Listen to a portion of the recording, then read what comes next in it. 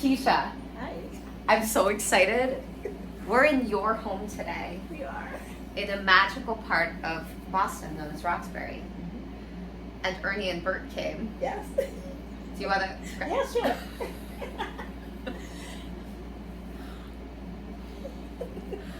I am so delighted that you have Ernie and Bert because I love Sesame Street. And these two are so beautiful. Tell the story of Ernie and Bert. So, these were made for me because I just had a surgery and my best friend couldn't be here. So she sent me the two best of friends. Bert and Ernie. Well, is to it be with me. Is it okay that we're chillaxing with them? Oh, of course, like they're on the chillax couch. This is what we do on this couch, we chillax.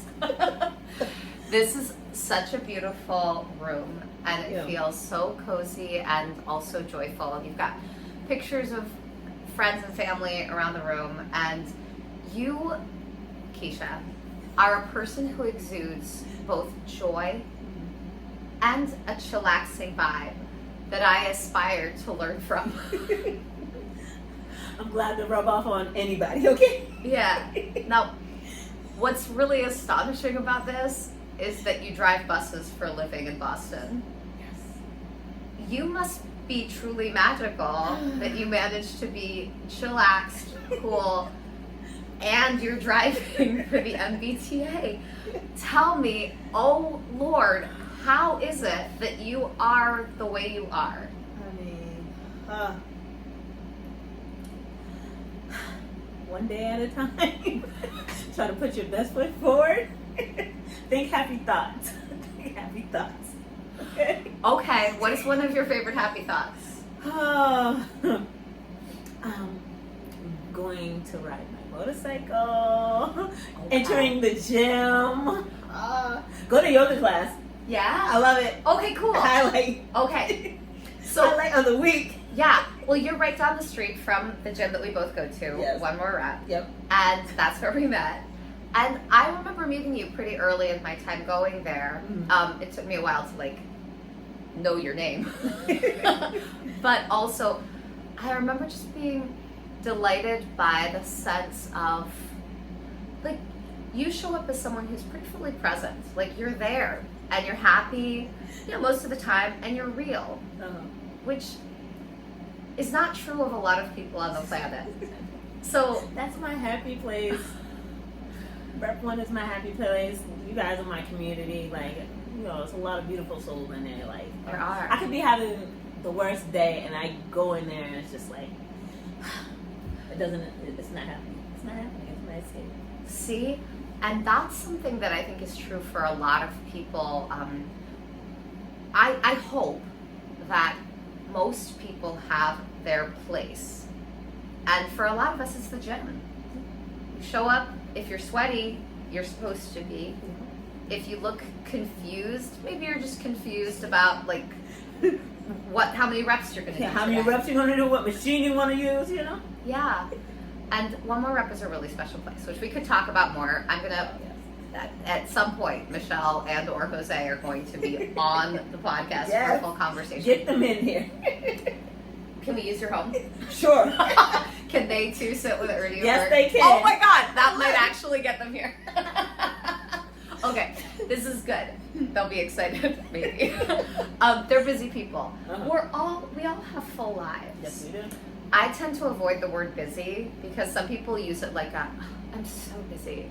And also, I like to believe that I'm never too busy for the things that really matter in life. Tell me one of the things that really matters in your life.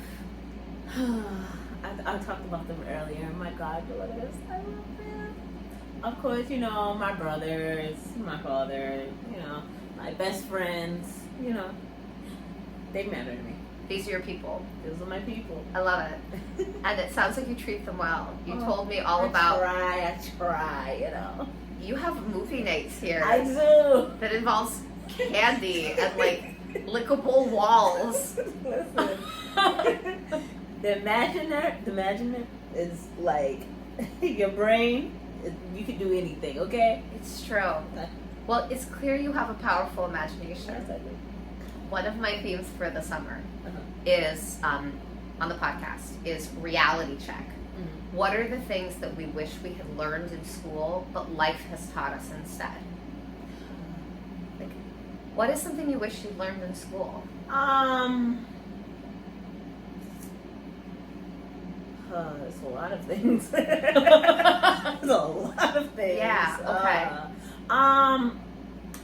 Handling your finances well. Because when you get out there, they don't really drill it into you to like save, Yes. budget. Yeah. That mostly that. And more socializing. Going to different places and not everyone's culture is the same. So Okay. respect. I love that you're talking about these things. These are themes that seem to be coming up over and over again. The financial piece, like brass tacks financial education, a lot of people don't get it. Yeah. Also, why? Why aren't we teaching this yet? Okay. But this cross-cultural aspect of social stuff and respect, I really believe that we're actually teaching for the sake of tests that are outdated Yeah. and also tends to use a fancier than necessary word, ossify, like set into stone social structures that aren't helpful. Like, why are we testing for things that people aren't using in real life when we could be showing them how to budget and how to be respectful? I mean, I think like learning how to say thank you and excuse me in like Basics, 12 the languages basics, should be basic, the right? Basics. And I may start like some sort of something as part of the LLC that I'm going to restart for the first time in a long time that is around like, let's educate the grown-ups. So we'll see, Yes. because sometimes you just like try to help people who are in that in-between space. I mean, our prefrontal cortexes do not fully form until we're in our mid-20s. Yes, that is true. I would hope that whatever people are doing from the age of like high school graduation or like taking a high school equivalency test to like mid-20s gets them really, really in a space that is relaxed, joyful, hopeful, hustling with the strength they have, whatever that looks like, because for some it's physical, for some it's not. Yeah. And like discerning the ways they're going to be most useful and most joyful starting around age 26. Unfortunately, most people go to college. Or like, just like find a side hustle, do a thing. Yeah. Because either it's like what their family said or like, I don't think college is appropriate for a lot of people. Listen. But Listen. and You have options, people have options. A lot of people don't even know what their options are because they're just like tunnel focused. With that said, we're not going to fix everything today. You drive buses for the MBTA. I have 30,000 questions about this. Okay. What is the worst day to drive buses for the MBTA? What day are people the most obnoxious? Fridays. Fridays. Why do you think people are so obnoxious on Fridays? Because they're like, it's the weekend, I gotta get where I need to go. It's Okay. Friday, everybody's out. Yes. Friday. Okay. It's Friday. Okay. Do you think that there is a song that people should be playing in their head when they're driving on a Friday to help everyone calm down? Yeah, if it's gonna calm them down Yeah. and get them where they need to go safely. Yeah. There's a lot of evidence to suggest that a 4-day work week is actually like most productive. Would Boston be a better place if more companies or even maybe some schools, you know, in the next 10 years, instituted a 4-day work week. I think so, honestly. Yeah. Because you kind of figure less people out, less people Yeah. on the roads. Yeah. You don't have to rush. You have, an extra day. Yeah. Yeah. I like this as an idea. Do you think we can make it happen together? Yes, we can. We can? Amazing. We can. We can do anything we put our minds to. I think so too. Maybe I should start like a small VOTEC high school college space that is based on the 4-day work week. I think people would be signing up for it. I think so Would too. you drive the bus? Probably you wouldn't, because you're getting paid by the MBTA already. And they'd pay you better than I could. Little side hustle never hurt anybody. You'd help me promote it though, Yes, from the gym. Definitely. Okay, cool. I mean, I think one of the biggest problems in urban centers, I spend most of my time in Boston, but I've seen it in other urban centers as well. Noise pollution in the form of honking, but also like really loud sirens. Yep. I think, and I've started to talk to like random cops and firefighters and ambulance drivers about this. Could we potentially bring the decibel level down on everything? Would that contribute to chiller vibes while we're driving? What do you think? That can contribute. I see that. How that would help. Yeah. What are the circumstances in which you, a bus driver for public transit, bless you, when do you honk your horn? I honk my horn when I'm either trying to warn you and I notice that you don't know I'm beside you and you're about to pull out, I'll honk my horn. Or if we're at a light and the light's green, it's been green for several seconds, I have to honk the horn. Yeah. Other than that, like, to sit there and honk your horn unnecessarily, it's pointless. Like, Yeah. or if I go down a narrow street, this is what we're instructed to do, and someone parked in the middle of the street and they're nowhere, I have to lay on the horn. Yeah. I have to. Yeah. To get somebody's attention to move it, We have so many narrow streets in Boston. I drive a Corolla, which is wider than my Prius C used to be. And I do not know how you do it in a big old bus. Oh my I Lord. pretend I'm in the Prius. You pretend you're in a Prius? Yes. Well, good, but if I did that, I would definitely hit some, like, I am never signing up for your job. But, like, how old were you when you started training to do this job? When I started training, I was 21. Your prefrontal cortex was more. Exactly. But that's probably part of the reason that now that you're 2 years older, I don't even know how old you are, but you're a little older than that. Like, you've been doing it for a few years. I've been doing it for 16 years. Damn. That's amazing. Yeah. Do they give you like a sweet 16 party where you get to wear a little tiara and dance? They give me a sweet 15. A sweet 15. Yes. Okay, that's good too. Yeah. And You did you get a nice wear a little tiara and dance? You get a cool little pin. You got a cool pin. I got a cool pin. That's amazing. Okay, I love pins. I have like hats full of pins. Yep. Yes. And I like them to say silly things or be meaningful. Uh-huh. I got one from the Charles River Jazz Festival, which is Nice. where I was this weekend. How was that? It was so cool. Live music. Love it. I know. And we have a lot of really wonderful free and live things that happen in Boston. Uh-huh. What is one thing that happens in Boston regularly that you try to always be there for? The ICA Say on more. Thursdays. Okay. You can go for free. What? Yes, every Thursday. Tell me And more. then I it's down in Seaport. Mhm. So, go grab a glass of wine. What? You get free wine on Thursdays? No. You get the free ticket. The to free go ticket to go. to the ICA. And it's pretty cool. They have a lot of different exhibits. They switch up every couple of months. So. Yeah. Yeah, I don't think I've been there. I mean, I've been to the Seaport. you have to go.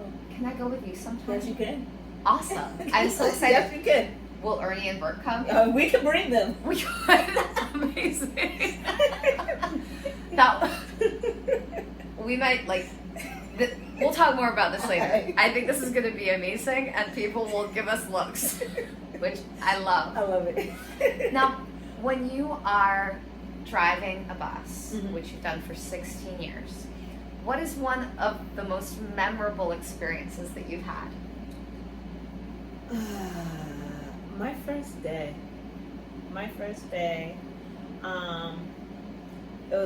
We had a ton of snowstorms, and it was my first day going out by myself. I got lost. There was a water main break. There was snow everywhere.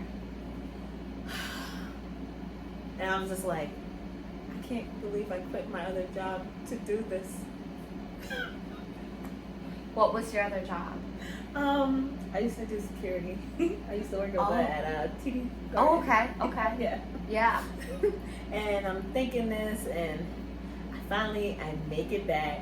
I make it back 3 hours after my off time. And the desk official comes. I thought they were going to be mad.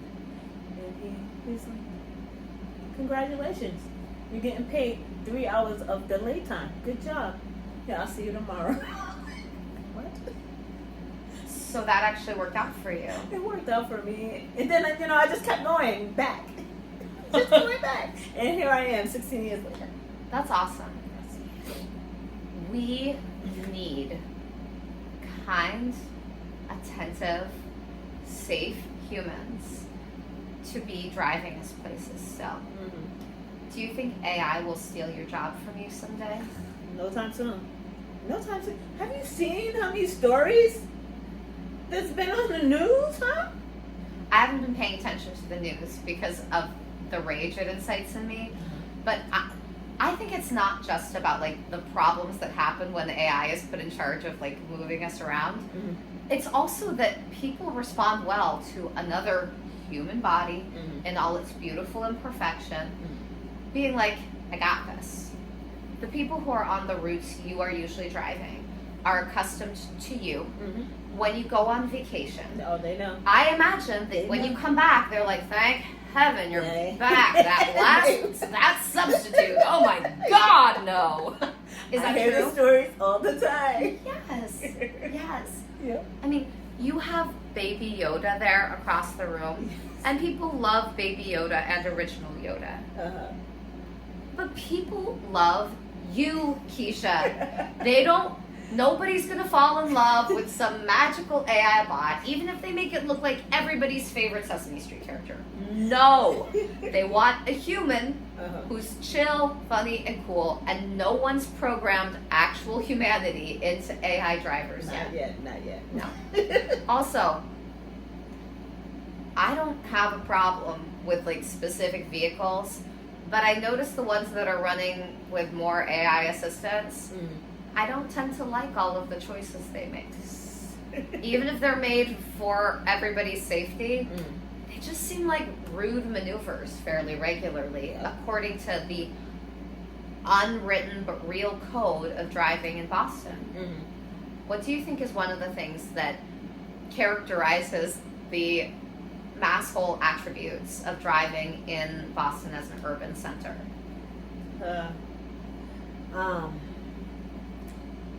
Something that contributes to it. Speed. People want speed. You leave late. They want to speed. They want to get to where they want to go fast. Leave early. Take your time. Leave early so you can take your time. Leave early so you can take your time. This seems brilliant. Leave early so you take your time. Mhm. Literally. You're risking other people's lives. Yes. It's dangerous. Yeah. Yeah. Come on. I could quote 12 different songs about this phenomenon of like, just be okay with, like, also, I know from many instances of showing up late for something or being the person who says to somebody who's late for something, you know what, it happens to us all, that being chill about not being perfectly on time actually helps. It helps reset the vibe of wherever you're showing up. Do you think that's true? That is true. Because, you know, your nervous system is just like, oh my God, I gotta get there. I'm gonna be late. I'm gonna get punished. So, yeah, they are sort of relaxed about it. I'm gonna get there. I might be a little bit late, but I'm gonna be there. Right. I try. Sometimes I'm more successful than others, but I try when I know that I'm running late, particularly for something that really matters, like, you know, a specialist doctor's appointment or something that I'm about to teach. And generally speaking, I tend to get early to the things that I'm in charge of or that really matter. And sometimes things seem to be conspiring against me, and things happen. Life happens. Life does happen. What do you, like, you must have been late for something at some point in your life. Oh, all the time. Okay. Now, All the time. what do you say to yourself when that's happening? Like, what do you tell yourself on the inside? I'm gonna get there. I'm gonna get there. I'm gonna get there. It's a good mantra. Yeah. Yeah. Getting there. I'm gonna get there. Yeah. I sometimes tell myself, because I have this pattern that is funny to me at this point, where if I'm rushing to like get out the door, also something just fell off. Oh my God. Oh my God, you I am so sorry. Nah, Ernie. it comes out. She out. told me I had to glue it. Okay. All right. You're okay, Ernie. It's okay. So sorry about that. This is the quickest ocular surgery I've ever seen. I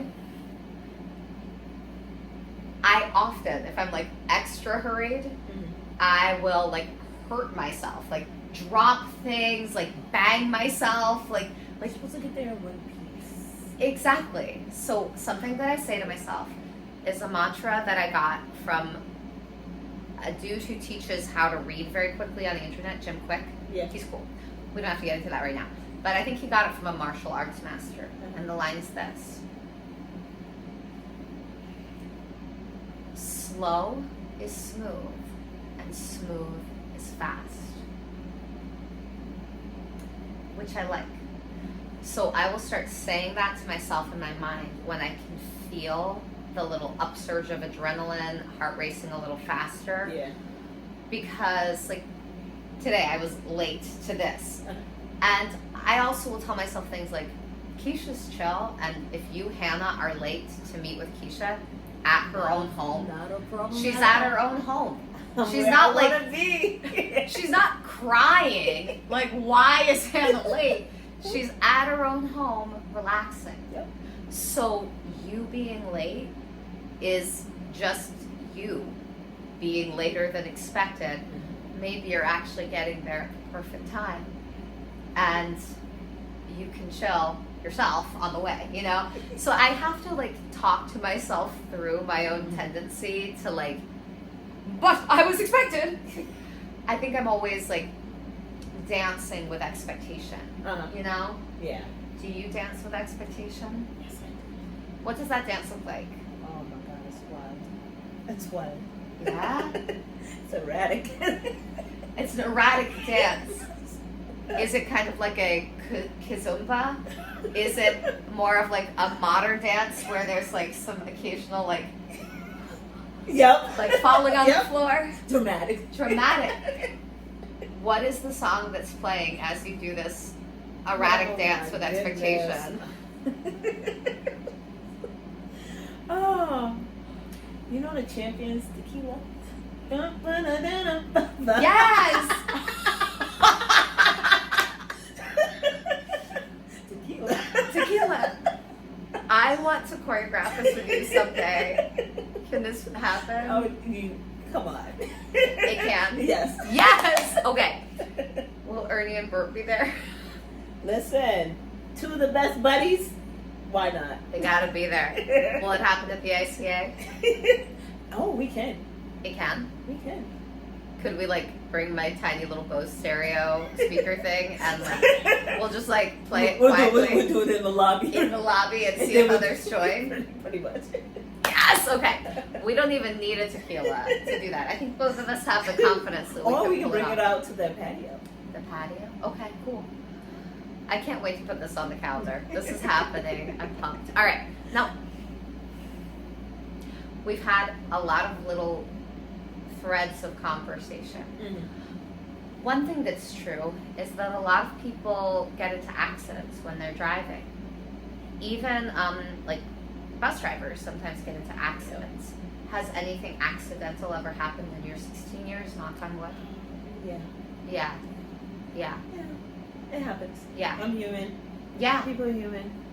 Oh, I'm so glad that you're still doing it despite your humanity and accidents happening. Was there any like major trouble or like hearings or like anyone got terribly hurt or just No one Okay. got hurt. Damage to the bus. okay? Damage to things that are replaceable. So, When there is damage to things that are replaceable, that's that a blessing. is a blessing. Good. Even your eye, Ernie. Even your eye. Yeah, it would be a replaceable, but we're glad it's not lost inside this couch. Even then, it could probably be found. Probably. Yeah. Would there be anything else in there? Edible wall supplies? It seems like a very You clean might find couch. some blankets. Some blankets? Oh my gosh, your home is amazing. Okay. All right. Blankets inside a couch. Who knew such things were possible? Probably a lot of people. But there are a lot of couches with blankets inside. Maybe. Maybe. Okay. I am going to move in the direction of the lightning round of questions, just because sometimes they elicit more conversation. Okay. Are you excited? I'm excited. Cool. All right. Let me pull them up. Okay. What is one thing you wish people would stop saying? Stop saying on the bus. It could be on the bus or just in life in general. Something that has been oversaid. I can't. Okay. Don't say I can't. That's great. I love But you that. can. Usually you can. Also saying I won't is more honest sometimes. Yeah. Or I don't think so. Okay. I love that. Don't say I can't. Beautiful. Try. I'll try. I'll try. But what if someday I get some personal training in the gym and like Alan or Jose or somebody is training me and they say lift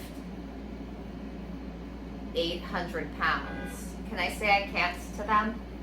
I'll work my way up to it. I'll work my way up to it. This is good. Okay. This is very positive. This is very affirming. Okay.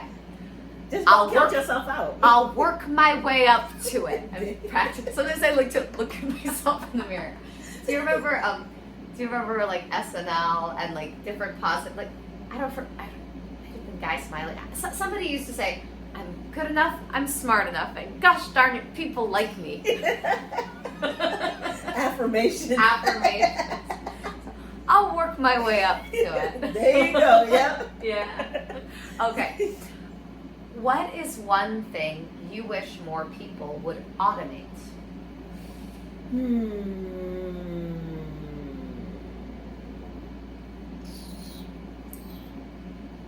What do you mean by that? Thanks for asking. So,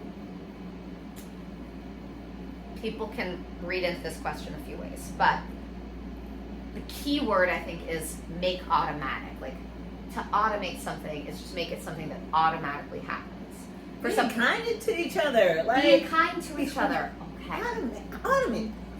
You'll automatically be kind. Like, so much stuff wouldn't happen if we were automatically nice to each other. Automatically nice. Tell me one indication in our fair Commonwealth of Massachusetts that you think is universally taken as a gesture of kindness. Smiling, just smiling. Smiling. You can just smile at somebody. Yeah. I like it when people have like shirts and hats and buttons and things that say like, don't tell me to smile. Uh-huh. And I'm okay with what is known as RBF. Are you familiar with this acronym? No. I was introduced to it by somebody in it stands for resting bitch face. Oh, really? Which just means which actually just like means mean mugging. neutral. Yeah. Like your neutral face, your resting face Mhm. is like perceived by others as rude mean, or mean. You're mad or something. You're really not. You're Yeah. just in your head. Yeah, yeah. I mean, when I am dissociating or like in a state of anxiety or like not feeling great, my default is to smile because it usually gets me what I need a little more simply. Yep. But I don't think everybody needs to have a default smiley face. No. It's giving me more wrinkles, I've been told by people. And I don't care. I'd rather have smile wrinkles. Me too. Than frowning. Like, come on. Yeah. Also, for most bodies, the research is smiling increases oxytocin and the happy-making chemicals. So, like, you might as well smile because also it often helps the people around you remember kindness. Yeah. But, people are allowed to have whatever face they want. Yeah. And if they're healing from their Botox, they might. Listen, I mean, they have no say. they have no say. Yes. I mean, I love my wrinkles, and whenever people are talking about like work done, I'm like, no, thank you. Okay. Like all of these belong. I love my face the way it is. I'm interested in I seeing what love my happens teeth next. the way they are. Like, Okay. Yeah. Now, Kecia, I'm glad you said smile because that's a pretty basic one. But not everybody remembers it's an option in Boston. Yep. Especially when driving. They're looking for the Autobahn in Germany and they have not found it in Massachusetts.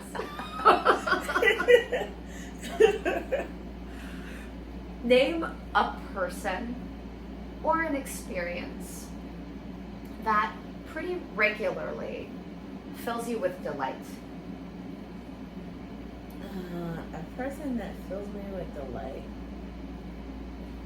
Everybody fills me with delight. Everybody fills you with delight.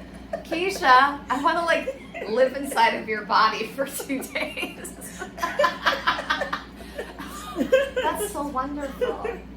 Humans in general fill you with delight. They do. Your experience with everybody is different.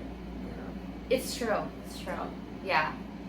And I feel similarly. I have a few exceptions, but mostly I see beauty in people. Yes. And I'm interested in all the little particularities of humans. I think they're fascinating. Yeah.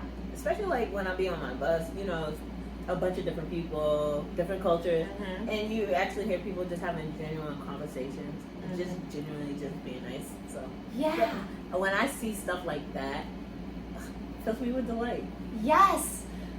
The experience of humans being human and nice to each other, it's pretty awesome. No arguing, no discussion of religion or politician, what's going on in the world. They're just simply there having a civil conversation, a genuine conversation, and being nice to each other. Or if somebody randomly gives somebody they don't know a compliment, you just make that person happy. You don't know this person from a hole in the wall, and you just said something nice to somebody. Yeah. You don't know. That could have made their day, their week. Right? That could have inspired them to go do something spectacular. Yes, it's so true. I found recently, too, that sometimes just gesturing and being like, Yeah. Totally makes someone Love happy. it. They love it. They smile. They do. And there are times when, like, I know that I don't really want to talk, but I want to, like, curate the vibe. Yes. And I'll just, like, do, like, a... Also, like, I actually really love seeing, like, goofy little children who are, like, not doing what they're supposed to. Or, you know, people with, like, a little public display of affection. And I'll just, like, I'll be like, just, like, walk, and, like, That's cute. Yeah, when I witness beauty, Yes. I want to Admire it. but also not, like, dive in too much. Let them do their thing. This is something about being the friendly human. I had to get taught explicitly by a few people last year. Boundaries. Do not wink at men you do not know in Roxbury. Oh, Do not wink. Do not do that. Do not do that. Do that. I did not know that winking was contraband or was a signal. not a good idea. Yeah. For me, winking is a way of just, like, connecting without having to talk. Mm. I did not realize that it was seen as highly flirtatious, but now I know, and I shan't do it again. You're trying to get into On some purpose. trouble. I'll try not to. We don't need to get into the trouble that befell me last year. But lesson learned, There you go. winking is often seen as flirtation in Massachusetts and maybe other parts of the world. All I know is that it used to be something that would get some people to quiet down in large choruses. It was often a farting situation where, like, you know, somebody had farted and some people could smell it and wanted to giggle or complain.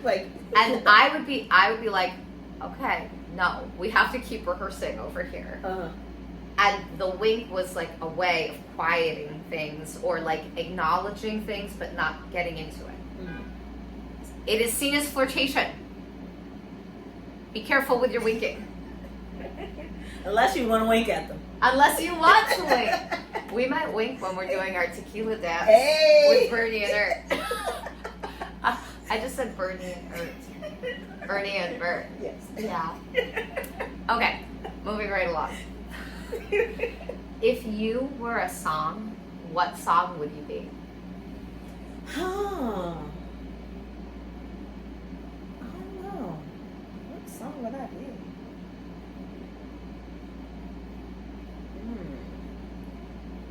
I'm gonna be wild and free.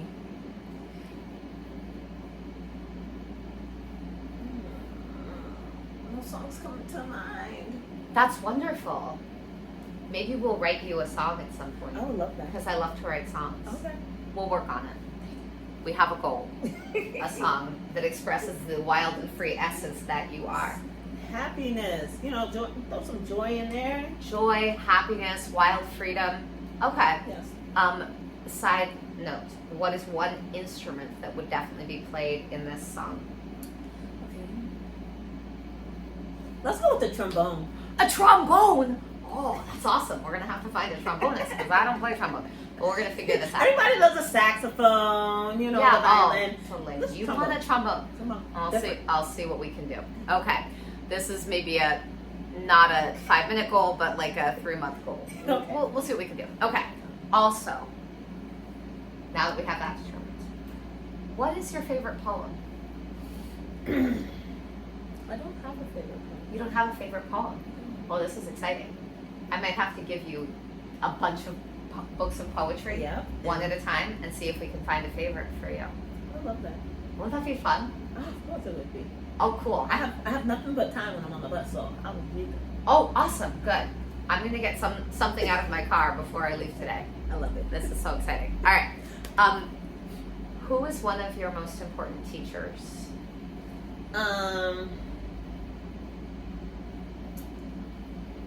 My important teacher, Miss George.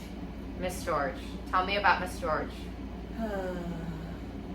Science wasn't my favorite. It was not my favorite subject at all. She got me into it. Really? What grade? Oh God, way back when, like 10th grade. grade. 10th grade. Okay. Oh, a long time ago. Ooh. What kind of science were you studying in 10th grade? What was that? Bio? Bio. Miss George got you into bio.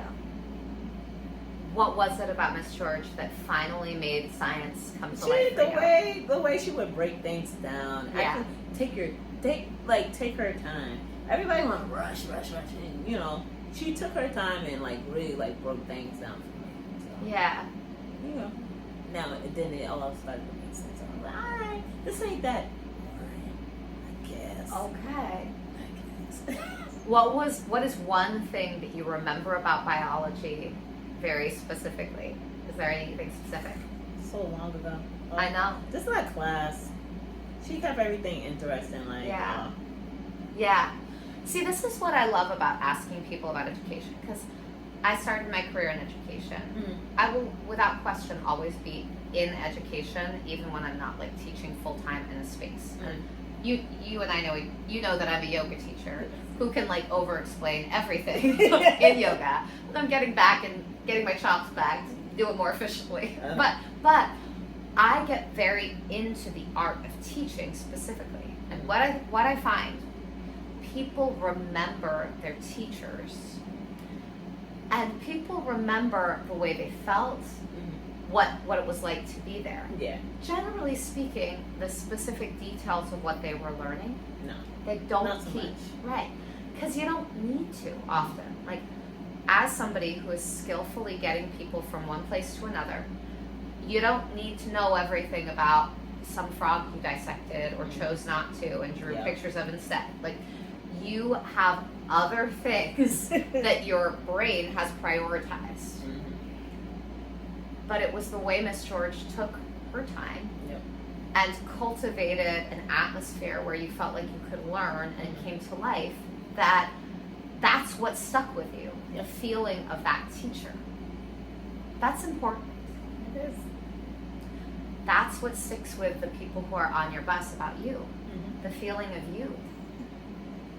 How would you describe the feeling of you? This isn't even one of my questions. We're done with the lightning round, technically. The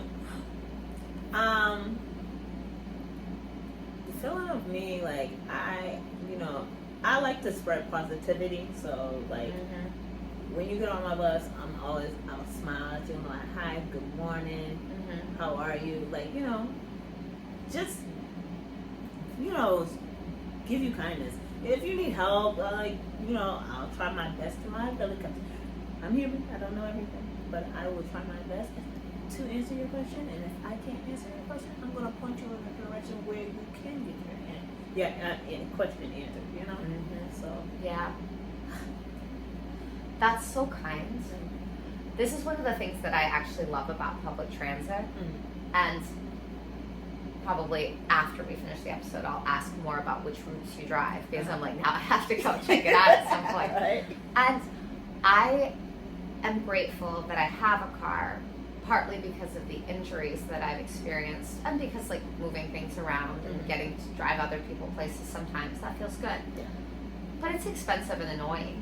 And at some point I might just like move on from having it, or like come up with like a share system. I've talked about Turoing my car, but I might end up just doing like a ride share thing with like a few friends and figure out doing that so that Turo doesn't take a cut. We'll see. But what I most love is that in urban spaces, and sometimes in non-urban spaces, but generally urban, having the option of traveling with other people, it reduces pollution. Yeah. It reduces the intense of the entitlement that comes with, I'm in my car, it's my palace, I will do it my way, and I will honk the horn all I want. There's a certain grandiosity that is promoted when we are too much in charge of everything. When you are dealing with the fact that things might be a little delayed, or there's shifting of expectation, I think there's this natural sense of humility and also generosity that can be cultivated. I'm sure not always, but often. Do you think the people who ride public transportation end their lives happier than people who drive fancy fast cars everywhere their whole lives?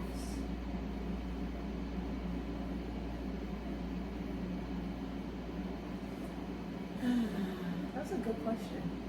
I don't know. That is a question.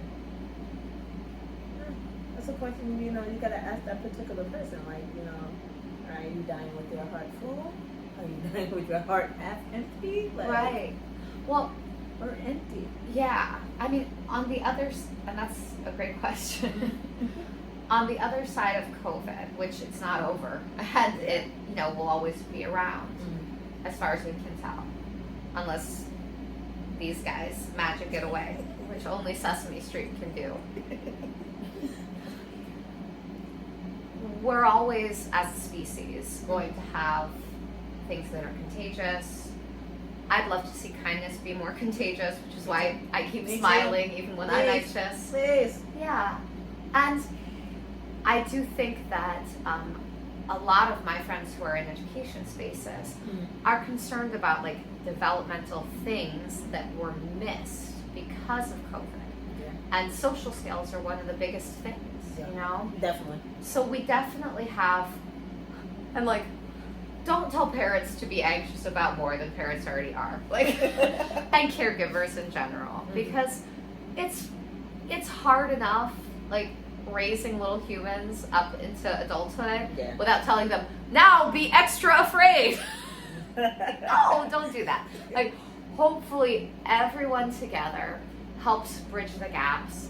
I'd love to see us get rid of some of our testing and like demanding that everyone be really good at particular things that they're gonna forget like within a few years of graduation. Yeah. And or not use at all. Or never use. Yeah. I'm curious about this like end of life question, and this comes from the time that I spent as an interfaith chaplain. My observation over and over again was that there were a lot of people who were in really perilous circumstances who had a sense of calmness and even joy because people were showing up for them in ways they didn't even expect them to. Yeah. Many of those people who I encountered and got to talk with had the experience of being plugged into their community, and a lot of them did not have a lot of financial means. Now, grateful to have a financial advisor. I'm grateful when I have a little extra in the bank, but I really believe that the social capital of being connected to others is a currency that is actually more important in the grand scheme, even than money. And like, money does matter, like teaching financial things, but I also think talking about social connection as a form of currency and resource that we have to keep investing in, I think that's important too. It is very important. Yeah. Yeah. Yeah. What is one way you think the world is going to change in the next 10 years? It's changed so much now. I know. That whole social thing, like, and like I was saying, like, a bunch of different people in one place and they don't know how to act with each other, like that. If that doesn't change, we're gonna be so divided. I don't see anything positive coming out of that. So. Thanks for naming that.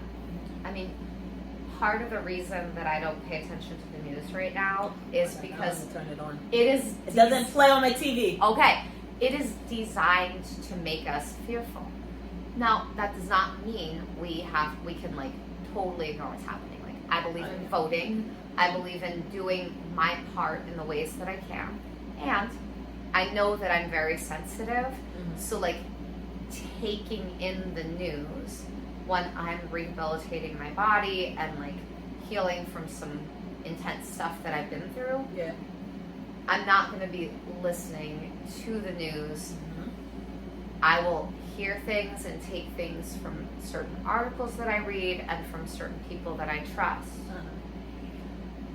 What do you think is one way of taking in information about like the world out there that is generally gentle and healthy for people? So, you're going away. Go out there and see for yourself. Okay. Go out into the world and see for yourself. Okay. I love You're this. your own experience. You are your own experience. This is brilliant. What does your shirt say? So travel is my drug of choice. That's what my shirt says. Because it is. I love to travel. I've been all over the world. And you get out into the world and you I are see your for myself. you see for yourself. People are like, you're going there? Don't go there. Why? You've never been there. You heard a story on the news, and you made that's your observation. What you seen on the news. I'm going there, and I loved it. Everybody was friendly. I was safe. Came back home. Safe. Now, I do know for sure that the energy that you bring to situations and places, There's a lot in it. yes, If you go there being a jerk, you're gonna get jerk experiences. it's so true. Yeah. And you show up with kindness I do. and often with very cool socks. I do. Yeah. So you get kindness. Tell me one place you haven't been to yet that you're excited to try out. I haven't been to Japan. It's on the list for next year. I'm trying to go during cherry blossom season. Oh my gosh, cherry blossom season in Japan sounds amazing. I love that. Okay. Next year. Next year. Okay. I love this for you. Thank you.